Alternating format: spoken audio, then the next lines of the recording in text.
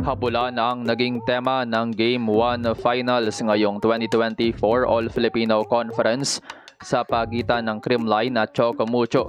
Pero dumagdag rin sa best moments ang iba't iba pang drama. Top 10 moments, Gawong nagparamdam ulit. Bea de Leon pinahirapan ng Choco Mucho. Gemma Galanza, wild performance. Pero bago yun mga ka-V-Heads, huwag kalimutang mag-subscribe at click ang notification bell para updated ka sa aking latest videos. Sumiklab ang Game 1 Finals ng PVL between Creamline and Choco Mucho dahil kakaiba nga ang naging storya ng game na ito. Mahigit 17,000 fans nga mula sa crowd ang nakasaksi ng panibagong epic battle para sa 14th face-off ng Rebisco sister teams. Naging seesaw battle ang malalang habulan ng dalawang teams at nagkatalo na lang talaga sa palakasan at patibayan ng composure at kapit. At pinatunayan nga ng Creamline na deserve pa rin nila ng titulo matapos ibulsa ang Game 1 winning in 4 sets. 24-26, 25-20, 25-21 at 25-16. At narito nga ang top 10 best moments of the game. At number 10, Titans comeback in set 1. Matindi ang naging plot twist sa set 1 kung saan Creamline ang leading halos buong set pero parating ang nabubura ng Choco Mucho ang big lead ng Cool Smashers. At sa latter part ng set, gumawa ng 6-1 run ng Choco Mucho para nakawi ng set 1 26-24. At number 9, second set mega run by Creamline. Kung Choco Mucho ang naghabol sa set 1, hindi nagpaawat ang Creamline dahil matapos ang heated start ng Choco Mucho sa second set, leading 9-3, pumarurot ng 16-4 run ng Creamline para pumoste muli ng big lead at itablang game 1 set all.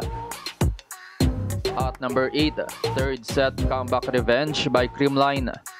Pinatikim ng Creamline ang pait ng makambakan tulad ng nangyari sa kanila sa set 1. Parehong 12-5 ang lead sa set 1 at set 3. Pero this time, Choco Mucho naman ang lamang. Pero 20-9 run ang ginawa ng Creamline to steal the set 25-21 kung saan ginatasan nilang rotation na nasa back row si Rondina. Nagpasabog rin ng husto si Gemma Galanza. At number 7, Madi BDL Super Tandem nagturoan sa set 3. Nagkaroon naman ng moment ang former super tandem na Madi Madayag at Bea de Leon matapos magturoan sa net touch ng third set. Pero wagi nga sa sisihan si Madi matapos makitang net touch ni BDL sa challenge. At number 6, Creamline big set 4 win with another big run. Mainit muli ang umpisa ng Choco Mucho sa set 4 pero pinatunayan ng Creamline na malayo pa rin ang agwat nila in terms of composure at kapit dahil panibagong 16-4 run muli ang ginawa ng Creamline to end the set and take the game 1 of the finals 25-16. At number 5, Dina Wong huge block on Gemma Galanza. Isa sa highlight plays ng set 1 ay ang sequence kung saan na monster block ni Dina Wong ang kanyang ex-partner na si Gemma Galanza. At mukhang nabuhay nga muli ang dugo ng Gawong fans. Nakisali naman sa drama ang cameraman matapos ipakita sa screen si Ivy Lacsina.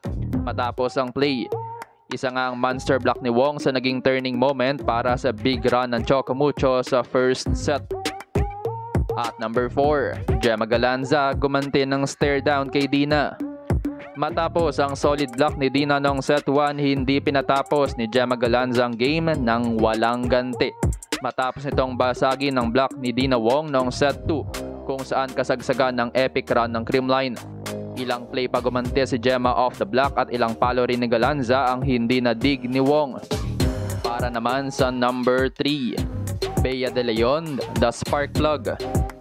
Matapos ang epic comeback ng Choco Mucho sa set 1, nagtuloy-tuloy ang kanilang momentum hanggang set 2. Pero biglang naglaho ang early lead ng Titans at ang gumawa pa nga ng spark para sa Creamline ay ang mismong former captain pa ng Choco Mucho na si BDL, scoring 3 points sa isang rotation.